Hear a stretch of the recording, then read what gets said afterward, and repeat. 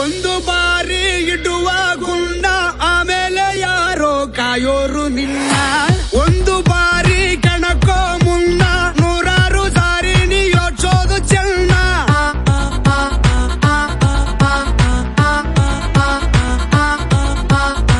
ಪ್ರೀತಿ ಮಾಡಿ ಮೈಯ ಸವರು ಪ್ರಾಣನೆ ನೀಡೋ ಗೆಳೆಯನೇ ಇವನು.